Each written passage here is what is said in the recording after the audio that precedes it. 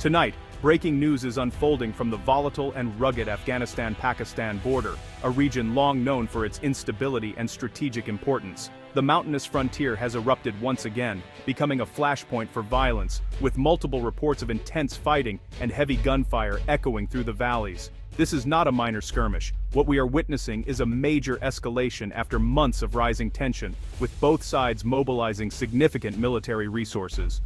Sources on both sides describe scenes of chaos and fear, as families scramble to escape the violence, marking a dangerous new chapter in an already fraught relationship. The world is watching closely as the stakes rise, with international media and local communities glued to every update. Headlines tonight are dominated by reports of Taliban and Pakistani forces locked in a heavy and sustained clash. Kabul claims its fighters have captured several Pakistani border posts, raising their flag in a bold and provocative move. In response, Islamabad has vowed a firm and decisive reaction, with military leaders promising to defend their territory at all costs. These are not just headlines. Real lives are at risk, with entire communities caught in the crossfire, forced to abandon their homes and seek shelter wherever they can. Images from the ground show thick smoke billowing from border outposts, while artillery fire lights up the evening sky, painting a grim picture of the conflict's intensity. For local villagers, this is a terrifying reality. Children huddle in makeshift shelters, and families live in constant fear, unsure of what the next hour will bring. The air is thick with tension, and as dawn breaks over the conflict zone, the future remains shrouded in uncertainty. Two neighbors, once considered allies, now stand face to face across a contested and dangerous line, each side wary of the other's next move. The international community is holding its breath. What happens here could ripple across the region, affecting not just Afghanistan and Pakistan, but the broader stability of South Asia. Pakistan was once a key supporter of the Taliban, providing political and logistical backing, but since 2021, the dynamics have shifted dramatically. Now former allies find themselves as adversaries, their interests colliding on a volatile frontier. The very forces Pakistan once backed are now in open conflict with its military, a stunning reversal that few could have predicted just a few years ago. Our correspondents are on the ground, piecing together the sequence of events, analyzing the motives, and trying to understand what triggered this latest eruption. Initial reports suggest a well-coordinated Taliban assault, allegedly in retaliation for recent Pakistani military actions along the border. Pakistan, on the other hand, claims relentless attacks from Afghan soil forced their hand, insisting their response was necessary to protect their people. Tonight we break down these competing narratives, examine the evidence, and try to separate fact from propaganda in this complex conflict. We'll hear directly from officials on both sides, and bring in experts to explore what this dangerous escalation could mean for the region's fragile security. Stay with us as we continue to follow this developing story. The flames on the frontier are burning brighter than ever, and the story is just beginning. Here's what we know so far. Violence erupted before dawn at key border crossings in Pakistan's Khyber Pakhtunkhwa province. Taliban fighters launched a coordinated assault on multiple Pakistani outposts, using small arms, machine guns, and RPGs. The attack was well planned and relied on surprise. Pakistani forces were caught in fierce exchanges. The sounds of battle spread panic in nearby villages. Taliban social media claimed victory, posting videos of their fighters raising flags over captured positions. They claimed to have seized weapons and ammunition. The clashes quickly spread along the Durand Line, suggesting a broader strategy. Pakistan's military confirmed their posts came under unprovoked fire, but disputed Taliban claims of territorial gains. Both sides rushed reinforcements. Pakistan deployed helicopter gunships. Civilians fled, hospitals were put on alert, and reports of casualties emerged. Though numbers remain unconfirmed, this is the most serious military confrontation between the two countries in years. A line has been crossed. Why now? What triggered this sudden escalation at the border, and why did the Taliban choose this particular moment to act? For the Taliban, this was retaliation, not unprovoked aggression. Their actions were calculated, a direct answer to what they saw as a violation of their sovereignty. A senior Taliban official stated the attack was a direct response to recent Pakistani airstrikes inside Afghanistan, which allegedly killed innocent civilians and left entire communities in mourning. Pakistan, on the other hand, claims those strikes were aimed at TTP militants, fighters using Afghan soil as a base to launch attacks against Pakistan, further complicating the already tense relationship. The Taliban government, however, firmly denies harboring the TTP, insisting that Afghanistan is not a safe haven for militants targeting its neighbors.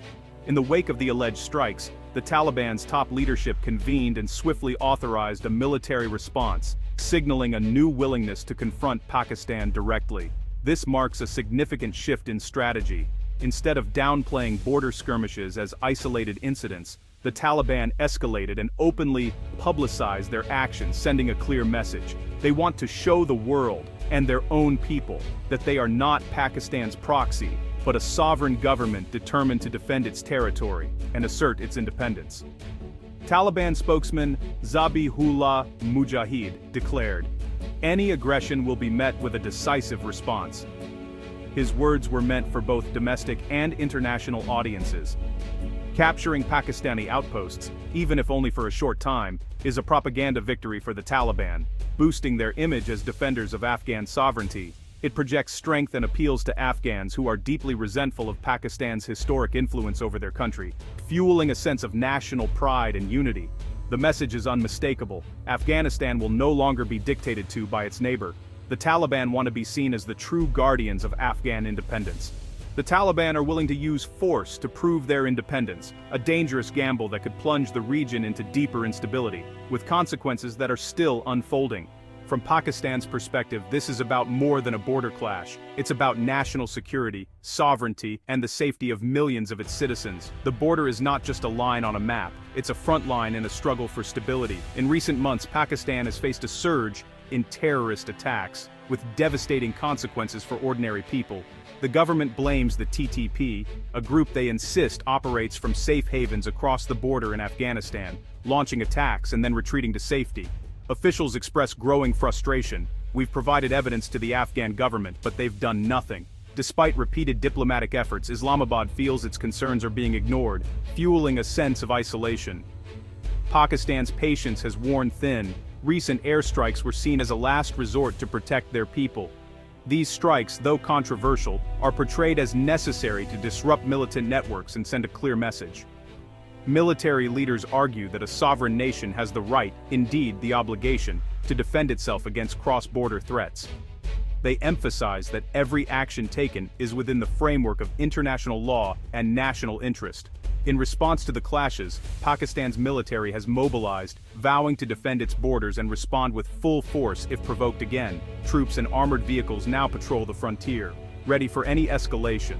The political leadership is united, convening emergency meetings and signaling readiness to escalate if necessary. There is a rare consensus among politicians and generals. National security comes first. Pakistan feels cornered, hostile Afghanistan to the west, historic rival India to the east. The sense of encirclement is palpable, and the public watches anxiously as tensions rise. There's deep concern that these fronts could become linked, with Afghanistan increasingly seen as a sanctuary for Pakistan's enemies. The fear is that instability could spill over, threatening the entire region. For Islamabad, this is a matter of survival, not just a border dispute. The stakes are higher than ever, and the nation stands on alert, determined to defend its future at any cost. Amid military bravado, Kabul's diplomatic response has been more measured. The Afghan Foreign Ministry called for de-escalation and dialogue, revealing a split within the Taliban between hardliners and pragmatists. The statement emphasized peaceful relations and resolving disputes through understanding, not violence. Yet it also defended Afghan sovereignty and criticized alleged Pakistani airstrikes. The Taliban are trying to appear reasonable to the world while standing firm at home. They seek international legitimacy, knowing a major war would further isolate them and jeopardize aid. The question: will the diplomats or the fighters determine Afghanistan's next move? To understand today's conflict, look to history. The Durand Line, drawn by the British in 1893, split Pashtun lands and has never been recognized by Afghan governments. For Afghans, it's a colonial imposition. For Pakistan, it's a vital security barrier. The fence dividing the border is a symbol of division and resentment, especially among Pashtuns. Decades of war and proxy conflicts have deepened mistrust. Pakistan's support for Afghan militants dates back to the Soviet invasion, but the relationship was always transactional. Pakistan sought strategic depth against India. The Taliban resented outside control. This long, complicated history set the stage for today's crisis. This crisis is part of a larger regional realignment. The Taliban, once isolated and reliant on Pakistan, now seek ties with other countries, reducing Islamabad's leverage. Pakistan fears India's growing influence in Afghanistan, especially as the Taliban engage with New Delhi. Iran, sharing a border with Afghanistan, is wary but pragmatic, seeking to secure its interests. Gulf states like Qatar and Saudi Arabia are also involved. Qatar as mediator, Saudi Arabia as a longtime Pakistani ally. These countries have the power to influence events, and their actions in the coming days could be decisive. The violence has triggered alarm worldwide. The US, now watching from the sidelines, urges restraint, fearing a security vacuum for groups like ISIS-K. The Organization of Islamic Cooperation and the UN have called for dialogue and protection of civilians. Iran and Qatar are offering to mediate. The humanitarian stakes are enormous. Afghanistan faces one of the world's worst crises, and a war would disrupt aid and trigger new refugee flows. The world is watching, knowing this is more than a border skirmish. It could ignite a regional fire. We end where we began, on a tense, dangerous border. Both sides are entrenched, convinced of their righteousness. The risk of a wider, catastrophic conflict is real, with devastating consequences for both nations and the region. Only dialogue can prevent disaster, but compromise will be difficult. Pakistan must recognize that airstrikes provoke retaliation. The Taliban must ensure their territory isn't used for attacks. The world is watching, hoping restraint prevails over war. The future of this volatile region hangs in the balance. We'll keep reporting the facts and shining a light on the human cost. The story is far from over. Staying informed is more important than ever.